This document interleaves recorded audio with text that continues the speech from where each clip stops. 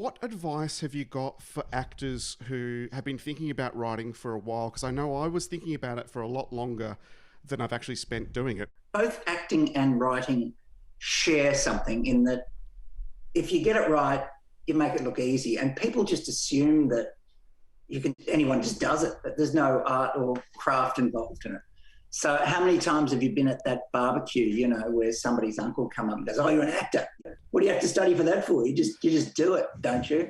And it's the same with writing. And actors know that because they know all the invisible work that goes into doing something and still looking natural and performing actions and making it come alive.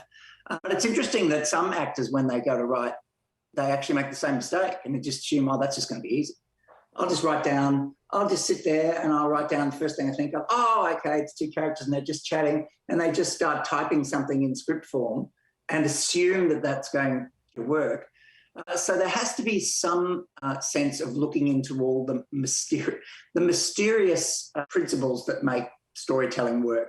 So again, and that's hard. So many of the screenwriting books, and I've read just about all of them, and they all have a lot of wisdom in them about how it all works. But reading one of those books almost always makes you feel like writing less. It's a bit like David Mamet said about acting exercises. He said, all acting exercises are designed to make you feel you can't act. And there's something about reading those screenplay books too, where you read them and you go, "Oh, You're starting to feel inadequate. What paradigm am I working on?" And then I've got to do this at the same time. Whereas, oh my God. So I've tried to, when I sat down and I thought I'm going to try and actually teach writing, I wanted to do it in as no way as possible, and in an empowering way, so that people didn't get that same feeling of a script expert, in inverted commas, talking at them, and then they feel like they just can't do it.